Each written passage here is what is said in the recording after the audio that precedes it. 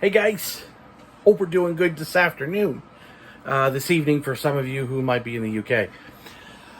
Let's talk about the Bleeding. No, not the Great Cannibal Corpse record. We're going to talk about the UK death thrash monster of a band.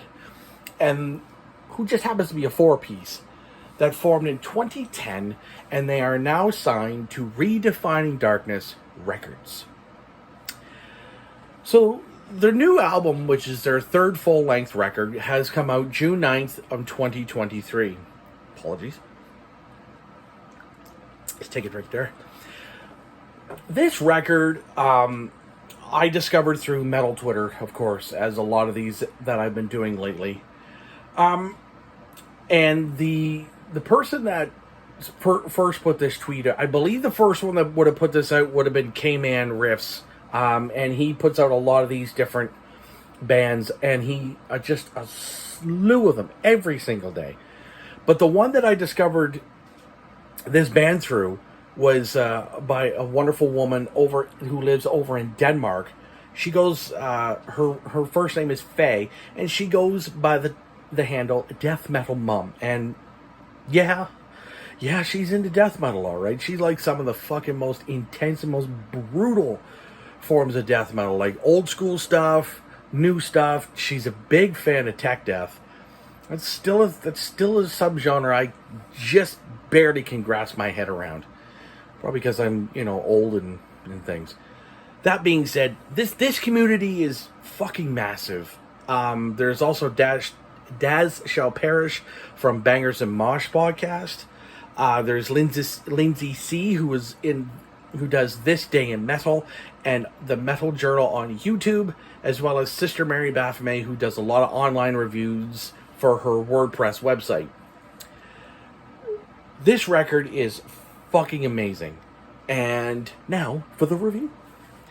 So this four-piece consisting of, now I'm going to butcher this guy's name, and I hope sweet fuck, I'm so sorry for this, Tasaus Zimmerodis. I'm going to refer to him as TT going forward because, yeah. He is on the guitars. Jamie Stungo is on the vocals. The drums are done by James Lowe, and as well as Jordan Muscatello is on bass. Now, Jordan just got in here in 2021. And if you're wondering why I'm looking over this way, because I'm a bumbling, baffling idiot, and I have to put down notes. Because if I don't, again, is how I'm going to come across here.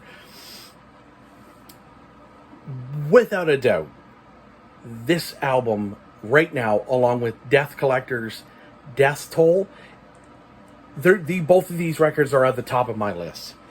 Redefining Darkness it's got some of the best shit coming out. I'm not gonna lie. I've listened to a couple of records this morning, along with, Monokrator. And to be honest with you, why I've slept on this record label for so long is kind of baffling. And the crazy thing is Faye actually does PR work for that label, so that's pretty killer. She's got her hands quite full. I will say that. So as I stated, released on June 9th, 2023, this record starts off with Chemical Lobotomy, and that's exactly what this fucking song does. That's exactly what this entire record does, to be honest with you. I'm not going to go song by song on this because it's death thrash. You get what you get. There's no atmosphere. There's no big sort of build up with some of this. It's just punch in the face, start, stop, 30 minutes long.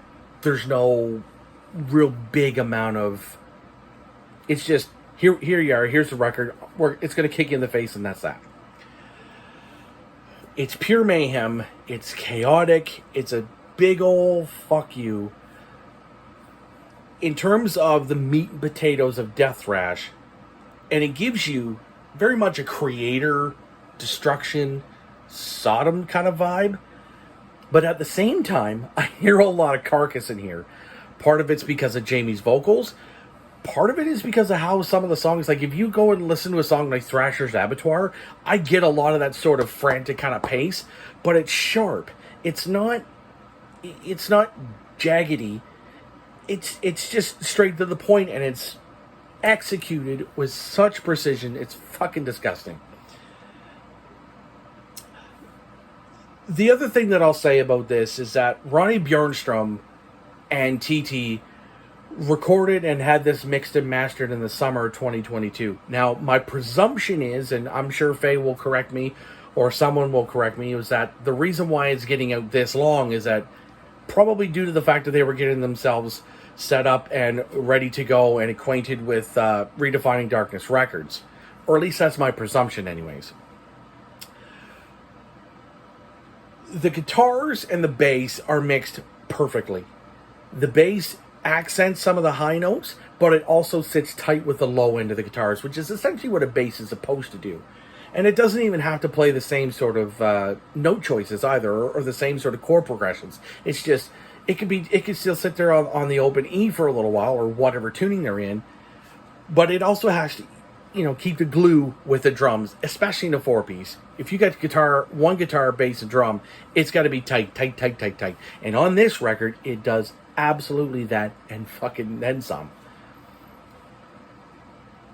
The weird thing that I found in this, and it's one song mostly, but the leads or the solos are really are there's not a lot of just Kerry King type ass things. It's a lot of tasty bits, almost along the lines of Bill Steer.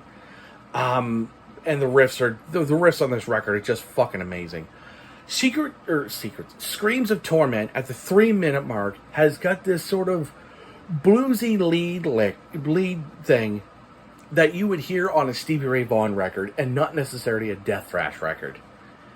But when you listen to it, it's just absolutely fucking stunning. That is legitimately all I can say. You just have to go to Screams of Torment, go to the 3-minute mark, and listen to it, and you're just going to be like, wait, none of that makes sense, but at the same time, it does make sense, and it sounds fucking absolutely amazing. The mix of this record as a whole, the fact that I found this through Faye and the many others at Metal Twitter, this is, again, next to Death's Toll by Death Collector, this is just top tier for me. It's going to be probably high up on my album of the year list. I mean, I know August is coming very, within a couple of days, and September's going to be around the corner before we know it. Shit, there's just so much coming out. It's fucking unreal. It's so unfucking real, and I'm very excited for death metal as a whole the rest of this year. Where am I going to rate this? I know people tend to rank things at a 10, but it kind of gets a little bit weird at 10. So I usually base all my rankings off of at a 5, and this, just like Death's Toll, is getting a 4.5 out of 5. I would be extremely hard pressed to find anything else that's going to sound better than this. And again, the Bleeding and Death Collector right now are at the top, and I know I did a review for In Flames' new record, and I'm a big fan of that band, but they're not even making the top 10. As of right now, they're not making the top 10. This record, Monokrator and Death's Toll, they're pretty well neck and neck for my favorite record. Yeah, it's just so refreshing to have good death thrash and good fucking death metal and good everything coming out this year. This year is a very tough year to do reviews, because it's like, shit, who's gonna come out on top? And right now, those two, the fucking very best of death thrash, and it's slowly becoming one of my favorite sort of mixed genres. Anyways, guys, thank you so very much for watching. I hope you've been able to stick around for the last 9 minutes or so. If you don't know, or if you haven't seen any sort of advertising for this record, you can check it out on Bandcamp, all of the streaming majors. Of course, you can see it on YouTube. Redefining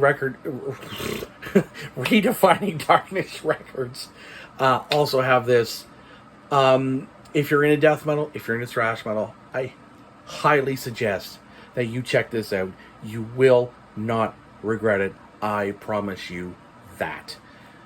Once again, guys, thank you so much for watching. If you like this kind of content and you want to see more of it, I hope you decide to stick around and subscribe and hit the notification button, because I will be doing more reviews like this the rest of the week. It's going to be a little sporadic. I am on vacation, but I'm going to be getting more out as the week goes on.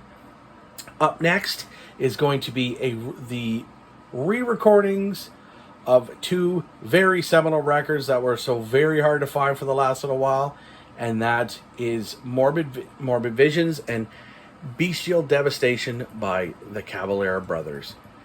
Again, thank you very much, and I will see you very soon.